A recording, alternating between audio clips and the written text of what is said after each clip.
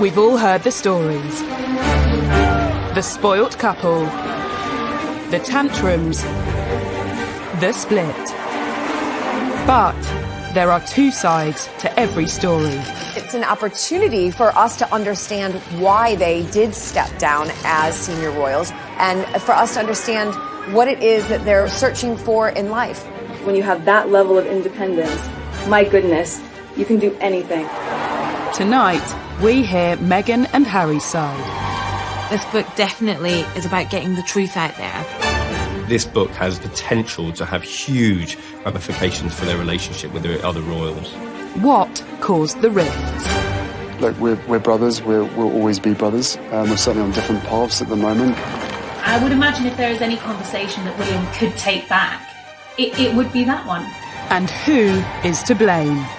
They felt it was a slight, they felt put out. No one in the royal family likes being taken by surprise. Was Harry really as unhappy as is claimed? Were Meghan and Kate really at war? Or did the couple simply demand too much? Kate and Meghan are not obligated to be best friends. There is an intense interest from the public to try and find out the unfettered truth. Meghan Markle made serious judgment calls and made considerable errors. Can the couple ever repair relations with the rest of the royals? I don't see them going back into the constraining embrace of the royal family. I think that they will fly free. And how kind will history be to Meghan and Harry? Yes, they were breaking free of the royal family. Yes, they were able to embark on a new chapter of their lives, but it came at a huge cost.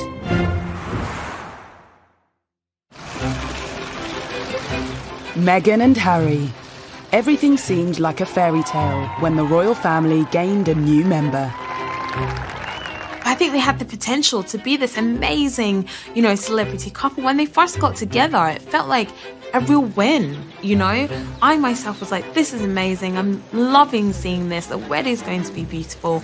And that's when the chip away started. Since then, it's been a turbulent 2 years for the Duke and Duchess of Sussex. And for many, they were to blame for everything that has gone wrong in the House of Windsor. But is that fair? I can just imagine what kind of struggle it was for them to see the constant lies, the constant made-up fabrication to sell papers, and that they were the human cost. Now, months after Megxit, we are witnessing the fight back.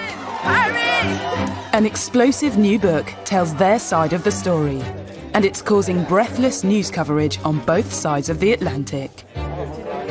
Now with the explosive new tell-all about the royal family. This morning, new revelations about Harry and Meghan's decision to step back as senior members of the royal family. And there could be some pretty stressful conversations for the royal family following claims made by a new biography of Prince Harry and Meghan Markle. Finding Freedom charts the relationship of Harry and Meghan from their first meeting to stepping back as senior royals. Everyone wants to know if this book is Harry and Meghan setting the record straight. They and the authors say they weren't involved, but that hasn't stopped speculation. I think it's hard to believe that they didn't have more than an interest in it, certainly. There's certainly lines within the books, even quotes that have come potentially from Harry and Meghan, and I think that a lot of people will be thinking that they had more of a hand in it than they have been letting on.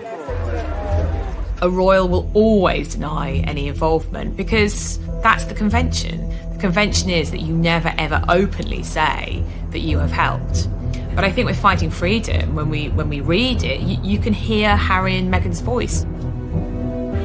Finding Freedom is written by Carolyn Durand and Omid Scobie, two seasoned royal journalists. Another author who has first-hand experience when it comes to setting the royal record straight is Andrew Morton. His book, Diana, Her True Story, caused a sensation in 1992. He believes the objective of Finding Freedom is to set out Meghan's side of the story. This is basically trying to explain how Meghan approached the royal family and how she was dismayed by the easy criticism of everything that she tried to do. She's been frustrated by the fact that she's not been able to give her side of the story, that all kinds of stories have come out about her and she's not been able to answer back. And it's something which she's found immensely frustrating.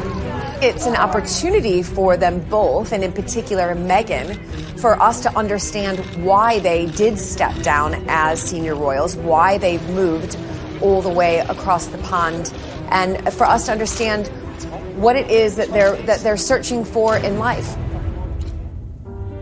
At the heart of the book is Harry and Meghan's decision to step down as senior royals. There are many reasons given, but crucially, we are told they were fed up being controlled by the royal institution. When they were told that they had to be brought within the confines of the Buckingham Palace machine, I think that's when they realised that their wings were being clipped and they weren't going to actually realise the stardom that they had set themselves up to be. The book claims there were concerns that the couple should be brought into the fold. Otherwise, the establishment feared their popularity might eclipse that of the royal family. I think they were particularly worried about William and Kate, that they might become more popular than them. And I think they just couldn't stand the idea of that. They couldn't stand the idea of this young modern couple, half of which is African American, potentially being more popular than William and Kate, who were their golden couple. Are we to read it that Harry and Meghan felt that the other households thought they needed reining in, slapping down?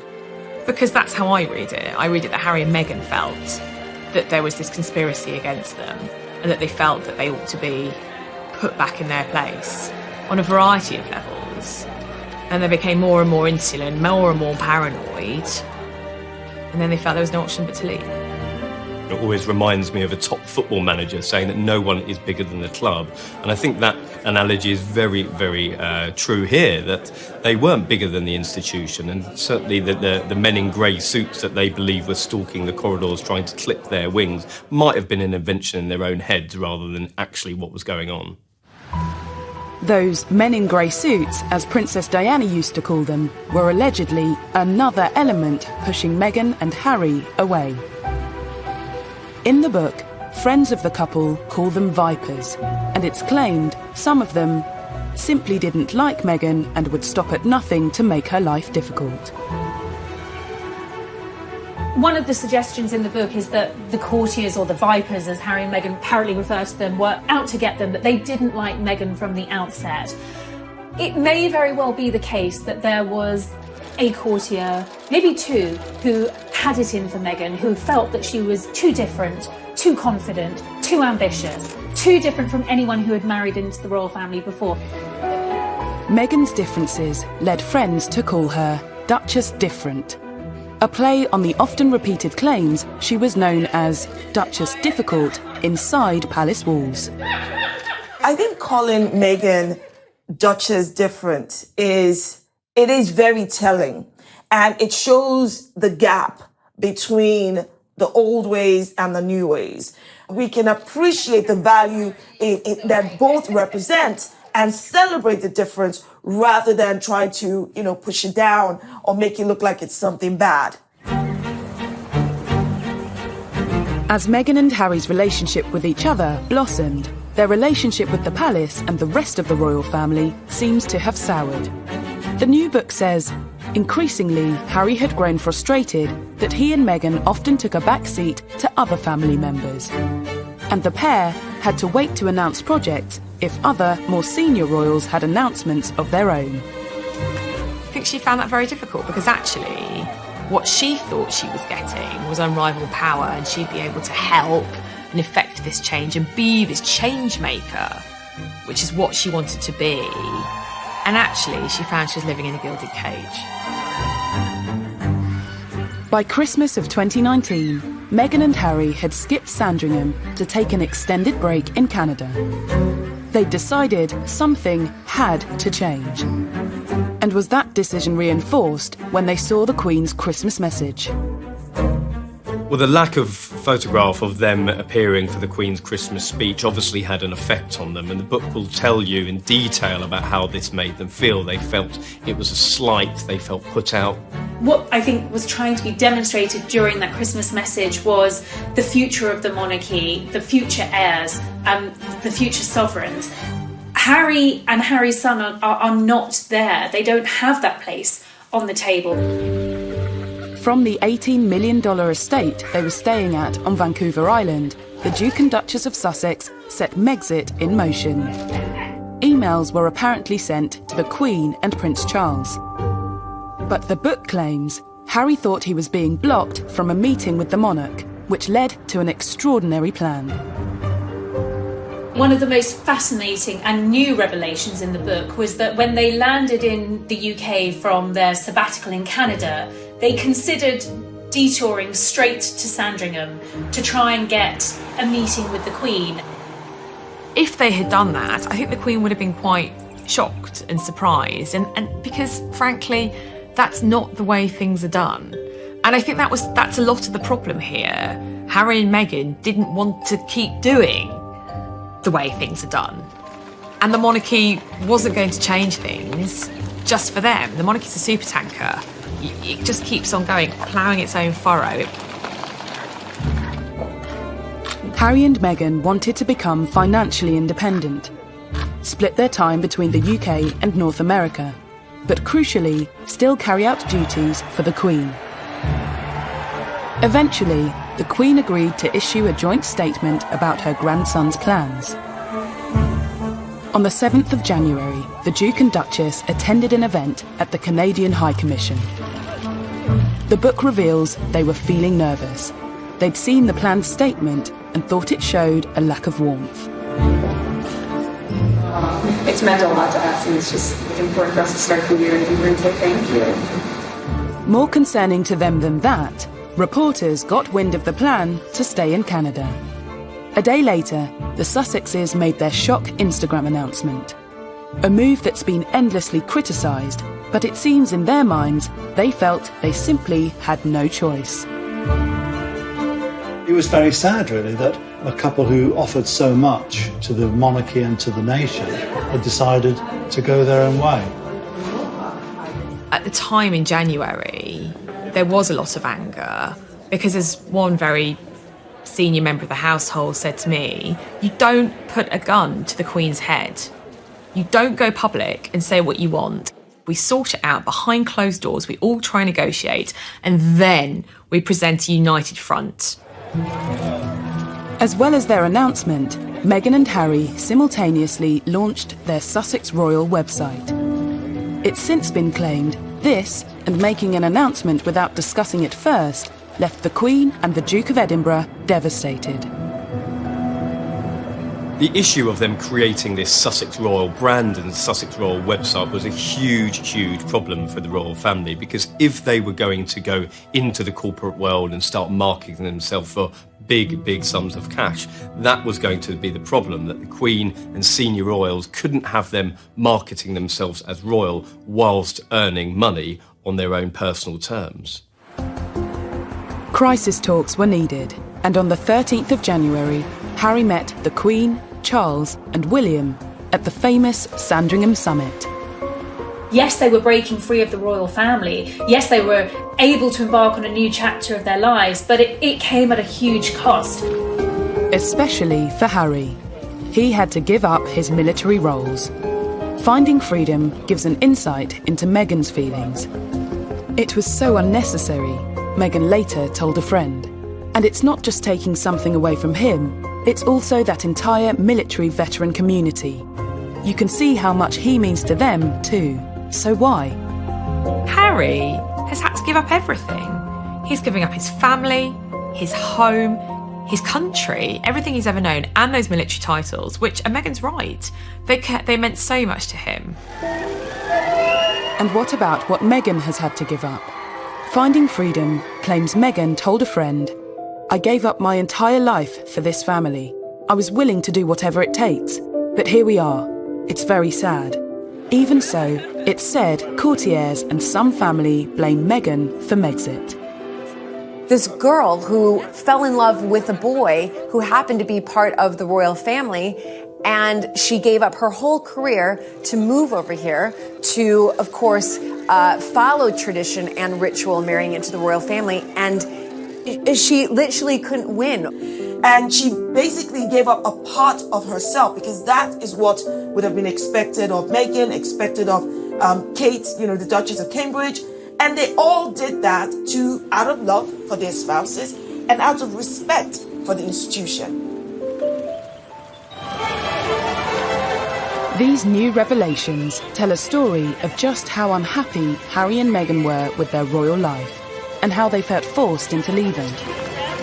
But the new book also gives us a new insight into Harry and William's relationship. William potentially saying to Harry, listen, take your time to get to know this girl.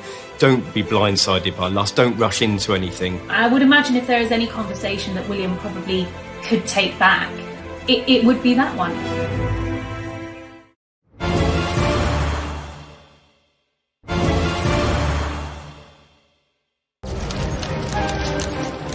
To understand why the relationship between Harry and his family broke down, you have to go back to the summer of 2016.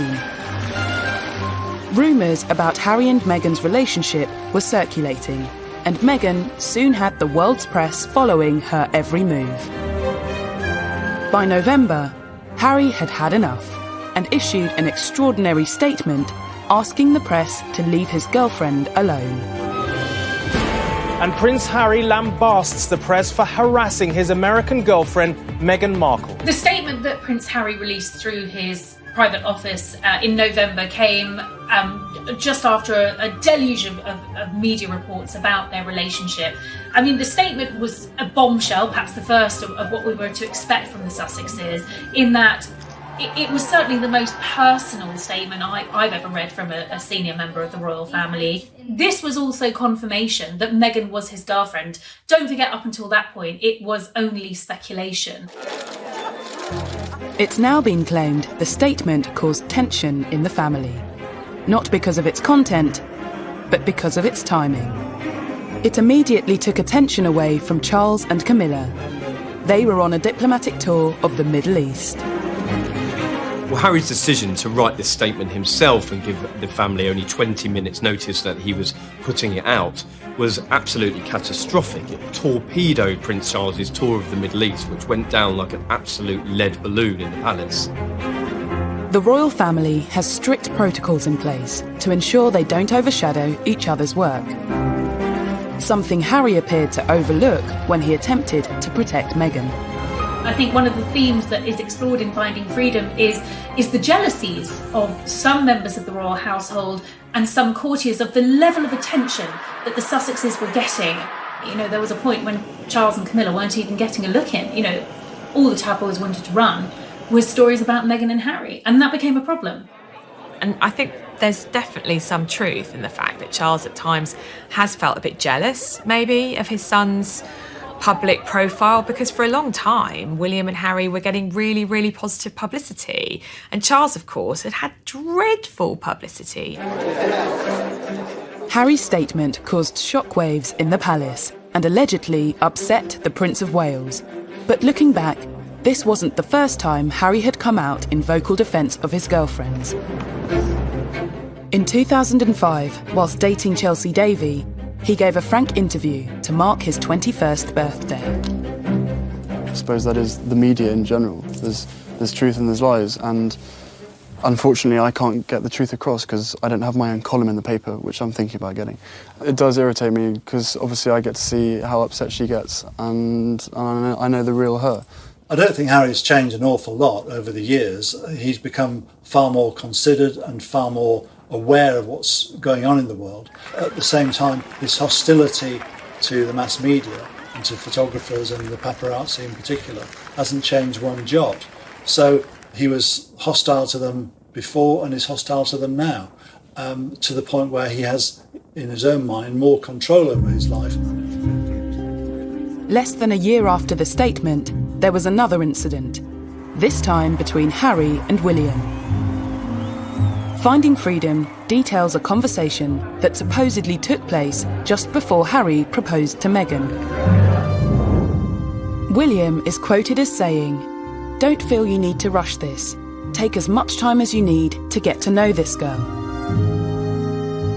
A source claims William didn't want his brother to be blindsided by lust. The book goes on to say, Harry could see through William's words. He was being a snob. I think that there was a great misunderstanding in that moment. That was, I believe, intended from a genuinely good place, a place of brotherly love, and just wanting Harry to be absolutely sure, given the speed that this relationship had moved at, that he wasn't rushing into things. Harry, who was clearly sensitive and I think aware of some of the sniping in the corridors of power about Meghan, just took this deeply personal and the wrong way. And I would imagine if there is any conversation that William probably could take back, it would be that one. I think William was just trying to look out for his younger brother.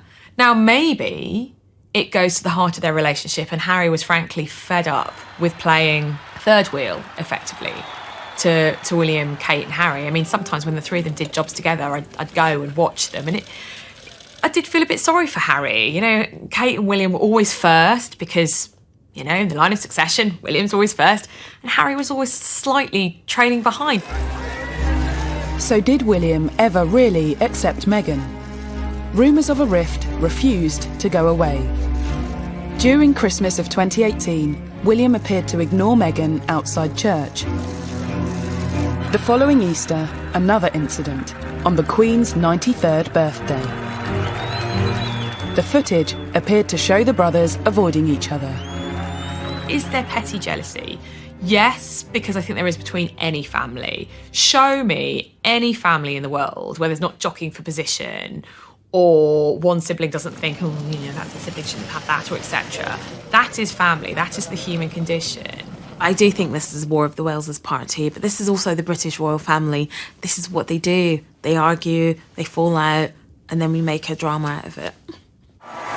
But for some, Harry and William's fallout is far more serious. This was a devastating blow to the British people, and indeed members of the Commonwealth, because they have looked to William and Harry as being the successors. So to see a divide between those really did tear at the very fabric of the British public's relationship with the royal family. From an early age, there was clearly a friendly rivalry between the brothers. Would you live together again? In a nice experience being the same? Well, bear in mind I cook him and feed him basically every day. I think he's done rather well. You told us the other week that he did all the washing out. He does do a bit of the washing up, then he leaves most of it in the sink, and then it comes back in the morning and I have to wash it up. Oh, the lies. I think the difference between William and Harry has a lot to do with succession in the royal family. William knows that at one day he will become king. Harry knew that the reality of that was very, very unlikely that he would ever sit on the throne. So in many ways, he lived a life free of those shackles. He was the rogue and renegade prince. And there was nothing wrong with that in Harry's eyes. And seemingly there was nothing wrong with that in the House of Windsor's eyes either, because it made him more relatable and it also modernised the monarchy. Tension between the brothers was confirmed by Harry himself during a bombshell interview with Tom Bradby. There's been a lot of talk in the press about rifts with your brother. How much of that is true? Look, we're brothers. We'll always be brothers. We're certainly on different paths at the moment, but I will always be there for him, and as I know, he'll always be there for me. You know, we don't see each other as much as we used to, but you know, it's just, as I said, as brothers, you know, you have good days, you have bad days. I think now that we have the book coming out and what we've read from Finding Freedom really does solidify what Harry was talking about in the Tom Bradby interview when he said that there's good days and bad days. This book is telling us, literally in black and white, or will tell us in black and white, what those good days and what those bad days were. Not only is it alleged that William wasn't as accepting of Meghan as Harry would have liked, it's also claimed she wasn't warmly welcomed within the palace. One senior royal referred to the American actress as Harry's showgirl. Another told an aide she comes with a lot of baggage. and a high-ranking courtier was overheard telling a colleague, "There's just something about her I don't trust." It is alleged that a senior member of the royal family referred to Meghan as Harry's showgirl. We don't know which senior member of the royal family this is. According to another source, a courtier said that she came with a lot of baggage. And to a degree, Meghan did come with baggage. She wasn't the virgin bride marrying into the royal family. I think it was celebrated that she was from a dual heritage. She had a black mother, a white father. There was a great excitement about the fact that she was akin to a Hollywood movie star, not A-list, but still famous in her own right. Meghan was a senior royal for, an incredibly short time.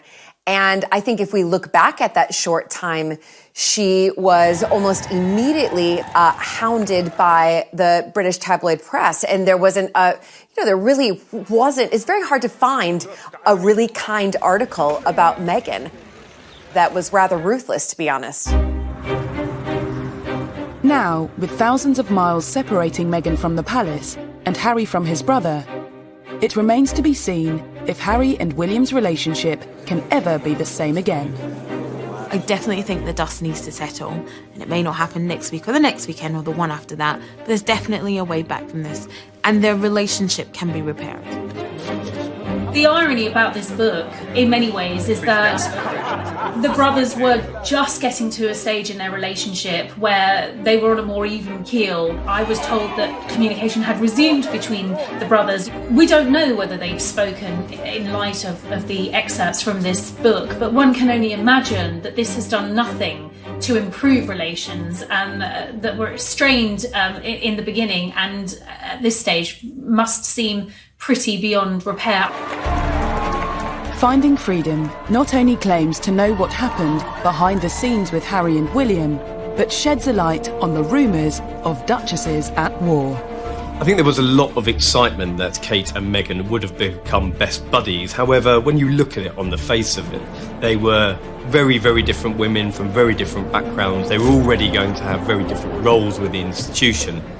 And I think the pictures of them laughing and joking at Wimbledon were probably the best it was ever going to get.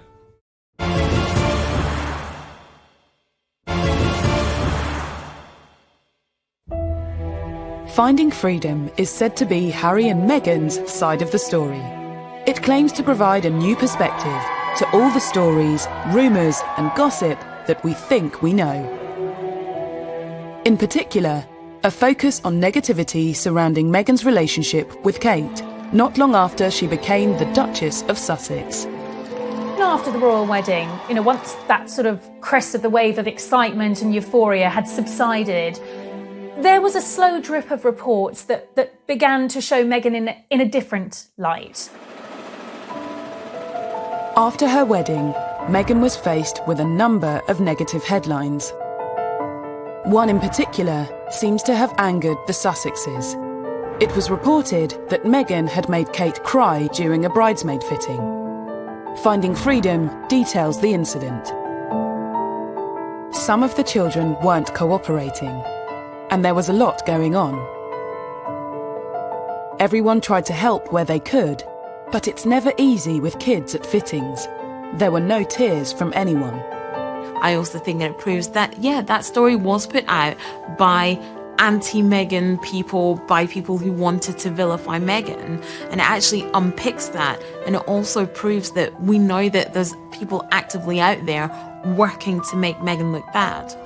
There are always two sides to every story, but Kate either cried at that dress fitting or she didn't, and there are only a couple of people who know if that actually happened. It's interesting that is one of the stories that is contested in Finding Freedom. What Finding Freedom doesn't do is actually explain what did happen. Whatever the truth, Meghan and Kate's relationship soon became a favourite topic for the tabloids. I think as soon as Meghan married into the royal family, the comparisons between Meghan and Kate were constant. And Kate is English. She's an English rose, and she does everything the right way. But she will be the future queen. I think there needs to be some leeway for Meghan and Harry because, he's now much further down the peg line as far as inheriting the crown. I think there was a lot of excitement that Kate and Meghan would have become best buddies. However, when you look at it on the face of it, they were very, very different women from very different backgrounds. They were already going to have very different roles with the institution. And I think the pictures of them laughing and joking at Wimbledon were probably the best it was ever going to get.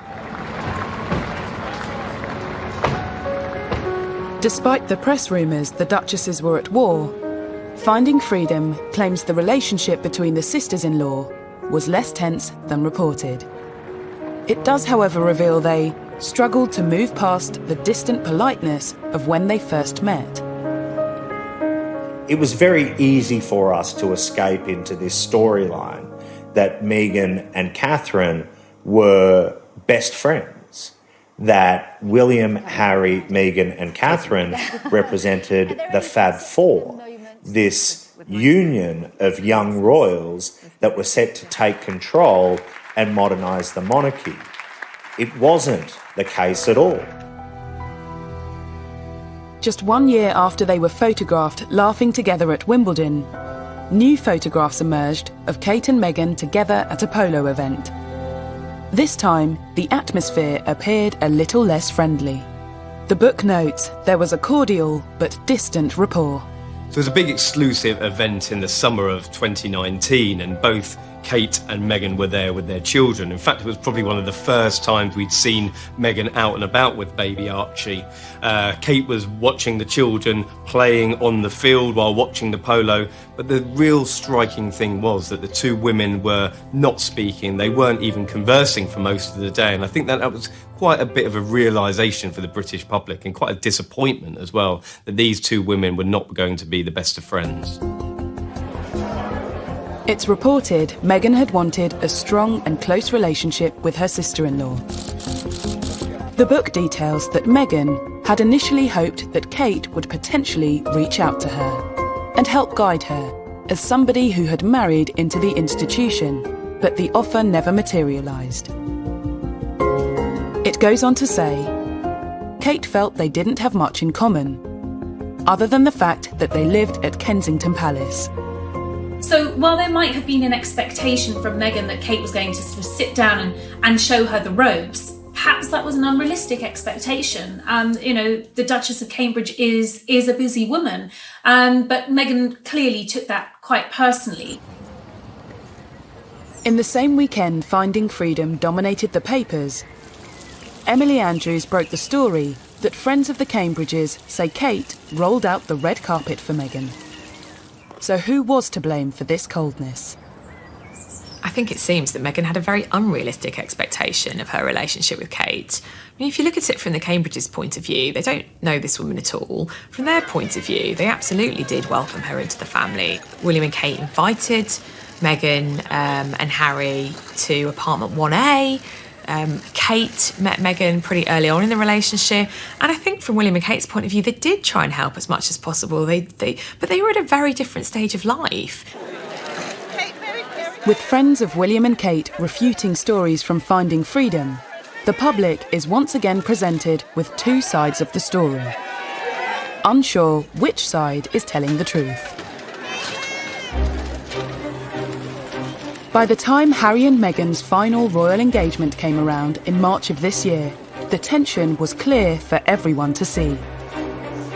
At the Commonwealth event, Meghan appeared to wave to Kate, but the gesture wasn't acknowledged. I was sitting behind William and Kate and Meghan and Harry a few rows back with other members of the press at that service, and there was absolutely a tension between the two couples.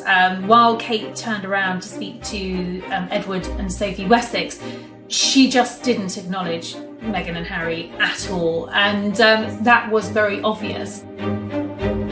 Finding Freedom notes that after flying straight back to Canada, Meghan, at that point, couldn't imagine wanting to set a foot back into anything royal again.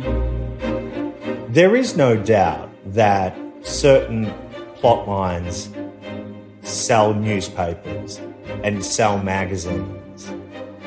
And initially, what sold was the remarkable story of these four young royals and the tight union that they supposedly had. But in reality, that just wasn't the case. Finding Freedom has done nothing to quell the fascination with the Duke and Duchess of Sussex, presenting another side of the story and asking if the criticism facing the Sussexes has been fair. The whole story about Meghan wanting, the chapel for a wedding to smell a certain way, and then people find out that Kate wanted the exact same thing, but Kate is not being crucified for that, however, Meghan is. That just highlights again that this toxicity against Meghan is coming from a very deep place of bias.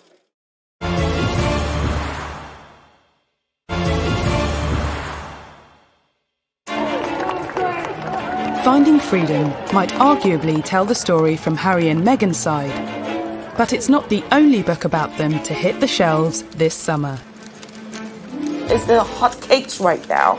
It's almost as though people think that this is the next version of The Crown from Netflix. I think that there is a battle at the moment amongst authors to try and tell or answer the unanswered questions as to what led to the split. It's a fine line of who knows what and who actually to be able to trust when all these books are coming out all at once.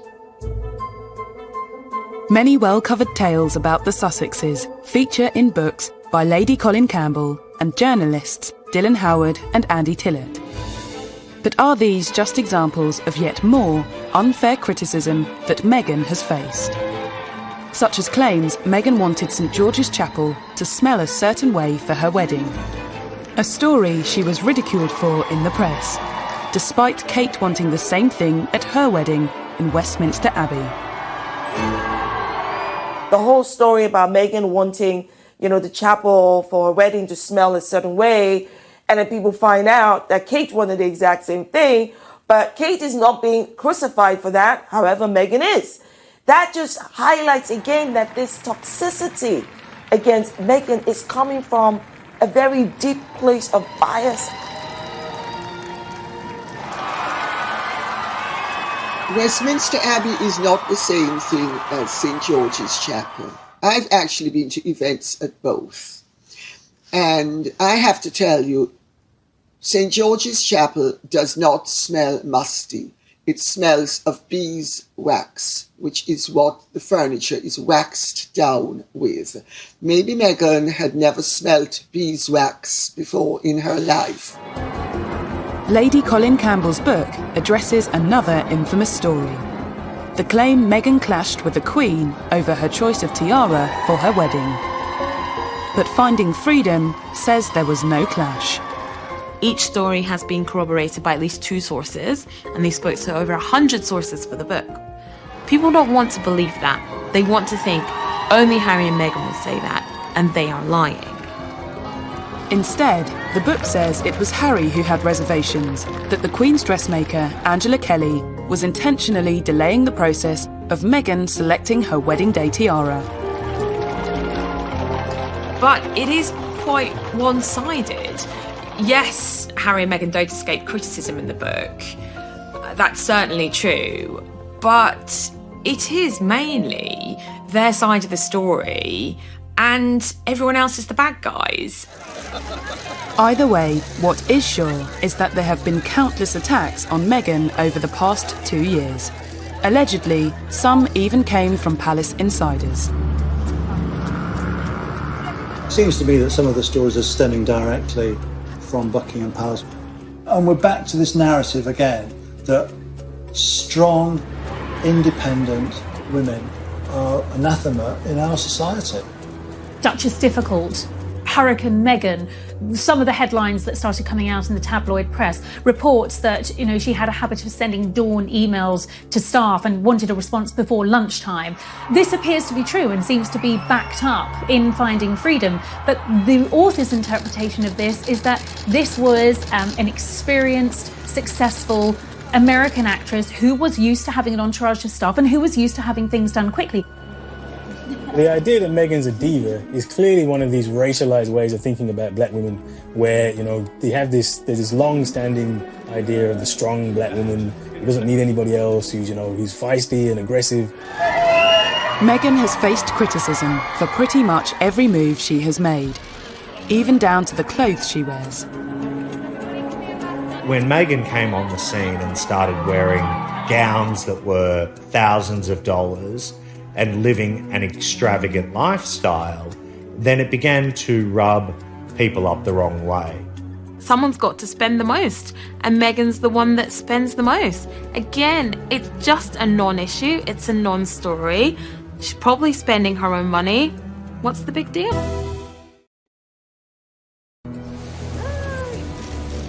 And even a claim that Kensington Palace staff noted that Meghan's charity cookbook, raising funds for the victims of the Grenfell tragedy, didn't contain a single recipe of British origin. She was trying to do something wonderful and good for all of those that were lost at Grenfell Tower and for their families.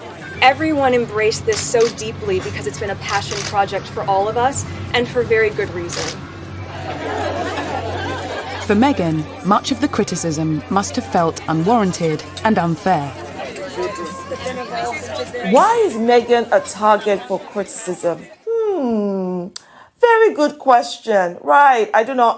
Do you have a piece of paper? Several pieces of paper? But let's start with the fact that, one, she's a progressive woman. She's independent. And let's talk about the fact that she doesn't fit your traditional idea of, royalty. Let's talk about the fact that she's a woman of biracial heritage, right? Let's talk about the fact that her profession was that of an actress, and the fact that she's American. There's just so many things around and about her that many people do not like. I feel for the poor girl. I mean, she came into this country, parachuted in. She's married into a very difficult family that everybody finds difficult to come into because of the various pressures.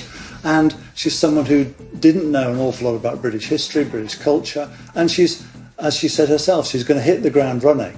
And she hit the ground running, but she found that she came up against a brick wall. But amongst all of the petty criticism, there have also been stories that suggest Meghan and the royal way of life was a culture clash. In my book, I go to great lengths to explain how the culture clash arose. Because Meghan has very American attitudes and expectations. She is all about confidence, go-getting, hustling, and all of those Hollywood things that she has been brought up to regard as desirable.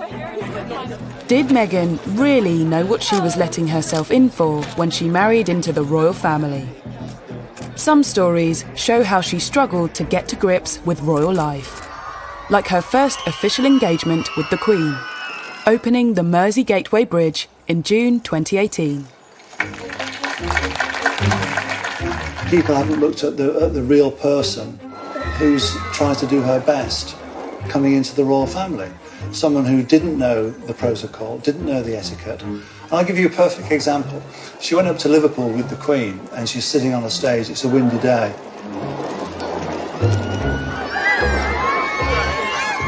She doesn't know what side of the car to get into, to get out of. What hand to hold her handbag in, and you can see that kind of confusion in her face. Meghan, even though she's an actress, has had to swap the red carpet for the Royal Roadshow, and it's a difficult gig. There were certain elements of royalty that perhaps weren't for Meghan, but she was widely condemned regardless, like security. Dylan Howard's Royals at War reminds us of an incident in Fiji when Meghan visited a market. Every royal is assigned a level of protection when making appearances in public. And there could be no more valuable commodity, if you like, than a pregnant Meghan Markle making appearances in public. Under sweltering temperatures and with an increasingly large crowd, the Duchess was rushed out and the visit ended early. Turn round, turn round, turn round. Inevitably, in these types of scenarios, the royals are briefed about what is right and what is wrong and what is expected of them in order to maintain their security and their well-being. The security officer in charge quit her role not long after, amid claims at the time that Meghan found security constraining. Although the palace denied this was why she left. Guys, out. Just stay to the side, please. Everyone turn around. Meghan was oblivious. Despite being told how to behave, she thumbed her nose at the restrictions or recommendations of the Royal Protection Officer. And Lady Colin Campbell recalls at an event that, in her view, shows Meghan unwilling to persist with royal duty at her and Harry's first public engagement as a married couple. I was at a dinner party at a very, very famous aristocrat's house 4 nights after the wedding. And this person has impeccable court connections. At a garden party to celebrate Prince Charles's 70th birthday and all of his charity connections, there had been this garden party at Buckingham Palace, and Harry and Meghan were there. Good afternoon, everybody. And there was much excitement about them being there because, of course, at that time they were the most popular couple in the country. She was a revered figure. People couldn't wait to meet her. Well, 15 minutes into the engagement, Meghan is overheard telling Harry she's bored and she wants to leave because they've effectively done their photo op. And the person who overheard this was completely gobsmacked. All of these stories and allegations hint at teething problems as Meghan grappled with royal life. But rather than focusing on arguably unfair criticisms, should the public and press have been more understanding of Meghan's struggle? After all, it's something that is very different to what she was used to. That's one of my favorite parts of being there. On the face of it, everybody was very, very excited when Meghan came on the scene. She was hugely successful in her own right. She'd spoken on the world stage on big issues like the UN, human rights, girls' education. I think there was an awful lot of interest and excitement with her coming on the scene, but she definitely wanted to hit the ground running. She'd said that herself, and I think that in certain sections of the palace that was quite difficult because there were certain processes, protocols that had to be followed, and when these two worlds collided, there was definitely a clash that couldn't be avoided. There was a culture clash. American divorcee, biracial, actress, woman of substance, 21st century girl from Los Angeles, versus the pale, male, stale, and very white British monarchy. Yes, we have a woman as our head of state. Yes, we have a woman as our queen. But it is still an old-fashioned institution. It's done in tradition is all, duty is all. And that's not very woke or 21st century. Coming up, did Meghan feel she lost her ability to speak out when she became a royal? That age-old mantra, which has stood the royals in very good stead, never complain, never explain. I think most people would say that she absolutely didn't understand that. And now that she and Harry have left, is she getting her voice back? It's been very empowering and inspiring to see and to hear what they've had to say.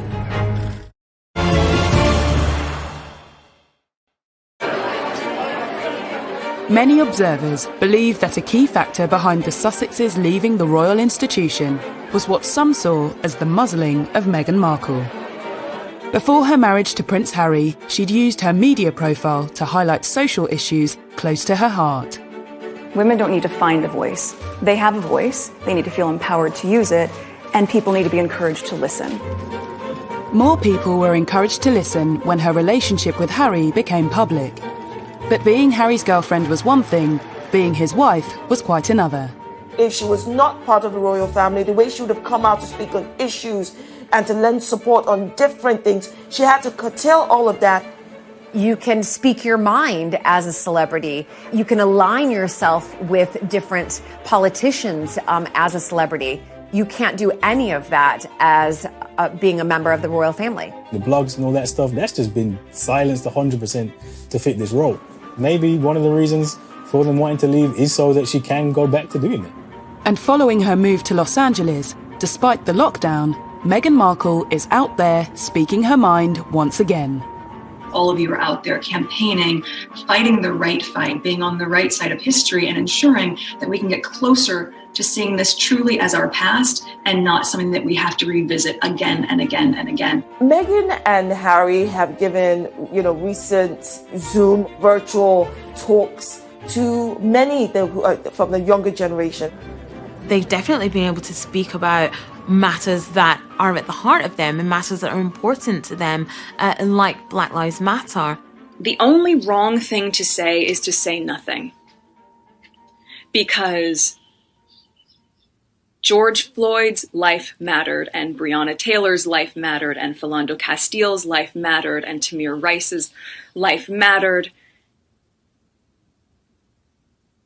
And so did so many other people whose names we know and whose names we do not know. It's been very empowering and inspiring to see and to hear what they've had to say. But did Harry and Meghan really need to leave the royal institution to speak out on subjects like racism and women's rights? I went back to the palaces, various people in the palaces, and I said, would Meghan have been allowed to make those kinds of speeches if she's still working for the royals? Now, you can take what I'm about to say as, well, they would say that, wouldn't they? But literally, to a man and a woman, the people that I spoke to said, yeah, why not? More problematic for the royals, perhaps, was a concern that Meghan's progressive agenda might encroach into politics. You're going to use your voice in a stronger way than you've ever been able to, because most of you are 18 or you're going to turn 18, so you're going to vote. Someone said to me, that might be, and I was like, hang on a sec, she's just telling everyone to vote. That's not political. And they were like, no, but she's made it very clear in the past where her political allegiances lie. She's been very outspoken about Trump. The royal family has historically stayed out of politics. There is an inherent conflict between a member of the British royal family involved in American politics. It just can't work. Before Meghan became pregnant with Archie, they had intended to go to America on tour, but she made it very clear that she wasn't going to see Trump. I'm afraid it doesn't work like that. Clearly she is a woman with very strong political opinions. I think we will probably see and hear more of these now that she is detached from the royal family. As well as freeing her to speak her mind, leaving has allowed Meghan to regain control of her own agenda and to hit out directly at her detractors. Meghan has always liked to control her own publicity. Through her Instagram, very popular Instagram account, and her blog, The Tig, she was used to being able to control the message. I think it's when things have been out of control, that's what she finds frustrating.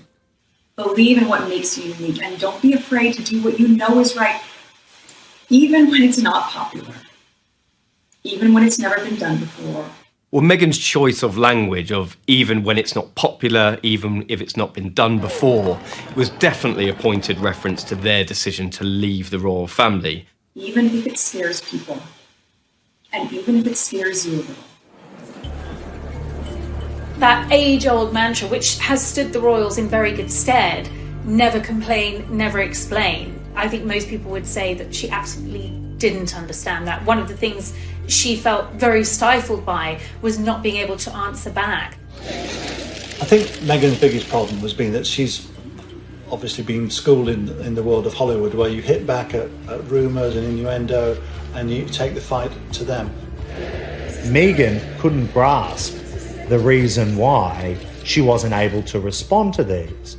Well, there was so much more at stake than just Meghan Markle.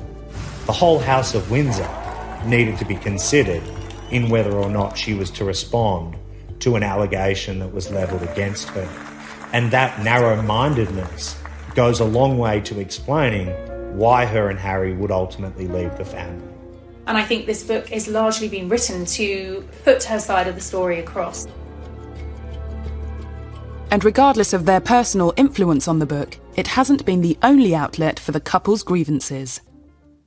Harry and Meghan take on the tabloids. She is suing a newspaper for publishing a private letter to her father. The letter related to Thomas Markle's various dealings with the media, following his non-appearances at the couple's wedding in May 2018. And within the court documents, some of Meghan's complaints about her treatment within the House of Windsor have been laid bare. She has used the courts as a forum to get her version of events out into the public. Meghan's detractors say she's attempting to manipulate the media and claim the revelations in her court evidence and writing the letter to her father in the first place are evidence of this. If Meghan expects me or anybody else that I know who has a brain to think that she wrote that letter for anything except damaging her father's reputation and boosting her own and excusing her, she better think again. The central point of the case is whether Meghan wrote this letter with the intention of it being public. And one of the authors behind this book has actually gone on record to say that Meghan wrote it with the public in mind. That was a comment made by author Omid Scobie earlier in the year, but not repeated in the book. Meghan emphatically states that she didn't expect the contents to become public. But Associated Newspapers, publishers of the Mail on Sunday, are contesting that. Before being published, the letter had been referred to in People magazine. She may have given her friends permission to speak to People magazine. Friends have been spoken to at some point, but I genuinely think that was a letter between herself and her father, and I don't think she wanted it to be in any of the papers. She would have been very frustrated that it was published without her knowledge. It will be up for the courts to decide of whether this was an issue or whether she did know or didn't. I think it must be very sad and exhausting for Harry and Meghan to have had to undertake this court action. They're forced to go through this vicious cycle of seeing more lies and the same lies come up and people buy into it and people dig into it. So it has to be exhausting for them, but I have to say, it is the right thing to do. Since beginning the court proceedings, both Harry and Meghan have been accused of hypocrisy in their dealings with the media. Whether or not she wanted the letter leaked is really unknown at this point. But what I can say with certainty is that she does want certain stories leaked. In the book Finding Freedom, it says that she worked with the paparazzi. She tipped them off, and she tipped off local journalists because she was trying to further her own profile. And you do kind of come away from the book thinking Harry and Meghan are perfectly happy to invade their own privacy as long as it's a positive outcome for them. I've never seen a member of the royal family who has polarised opinion quite as strongly as Meghan and then Harry and Meghan. It's almost as if people took positions very, very early on. You're either for them or you're against them. But unlike many such debates, there will eventually be winners and losers on at least some of the big questions over Meghan. Is she an attention-seeking hypocrite who was a disruptive influence on the royal family? Or is she a well-meaning and wholly innocent victim of racism, sexism, and the machinery and machinations of the monarchy? It seems that the English courts will play a part in answering that question. If they are to win, they will have won at the expense of dragging the royal family through the mud. So win or lose, in my view, it's a loss. Released from the House of Windsor, have Harry and Meghan really found their freedom? If it was not for COVID-19, we would have seen and heard a lot more from this couple. They are holed up in a rented £18 million mansion. They really need to try and take a bit of time out and maybe realise what they want, what their future looks like.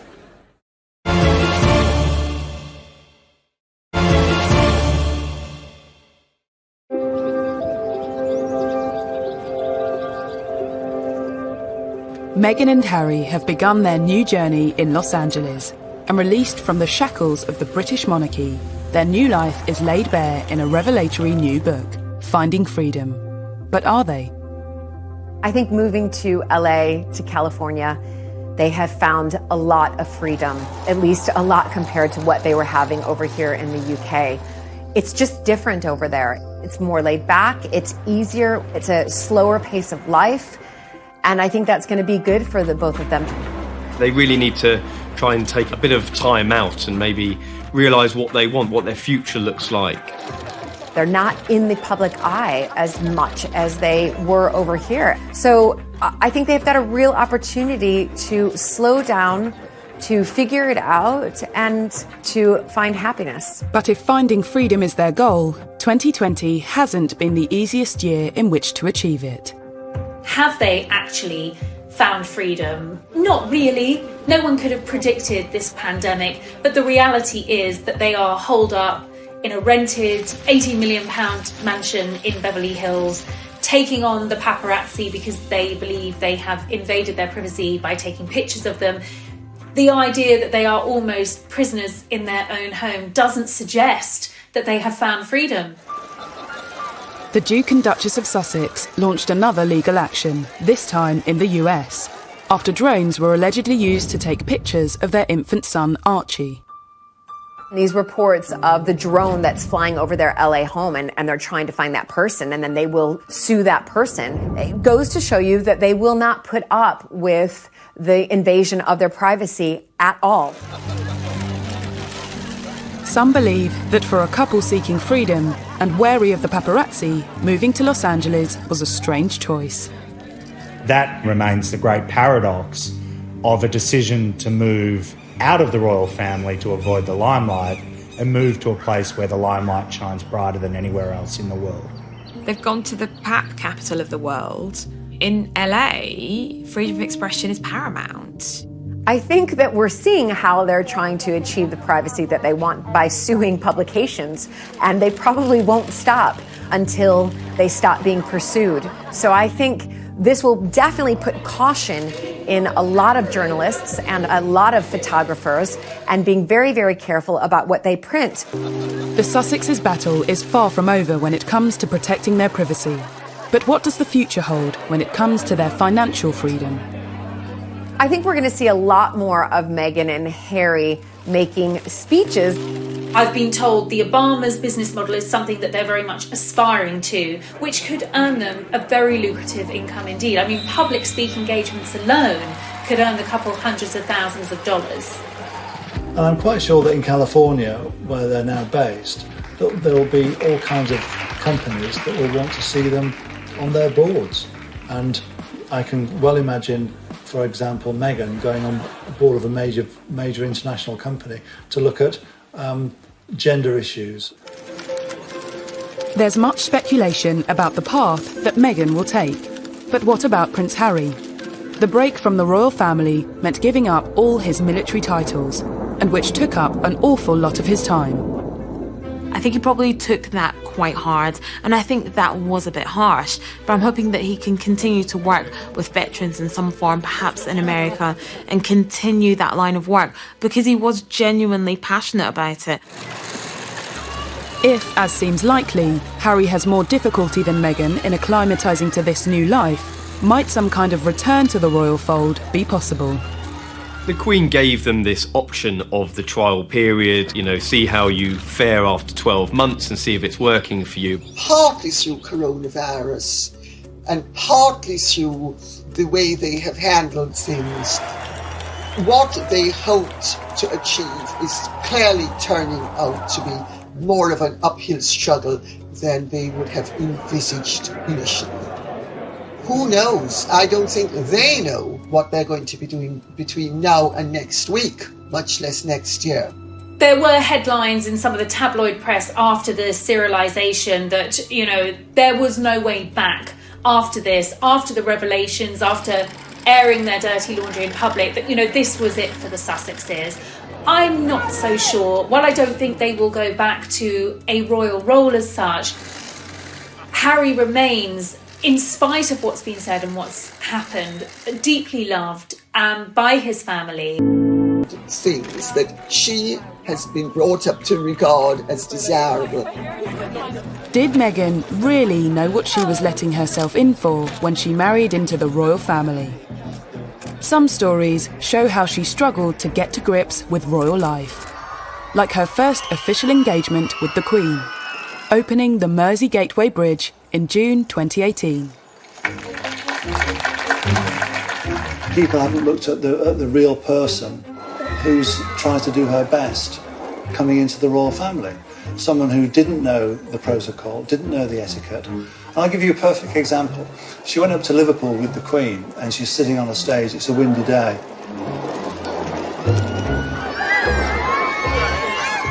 She doesn't know what side of the car to get into, to get out of, what hand to hold her handbag in, and you can see that kind of confusion in her face. Meghan, even though she's an actress, has had to swap the red carpet for the Royal Roadshow, and it's a difficult gig. There were certain elements of royalty that perhaps weren't for Meghan, but she was widely condemned regardless, like security. Dylan Howard's Royals at War reminds us of an incident in Fiji when Meghan visited a market. Every royal is assigned a level of protection when making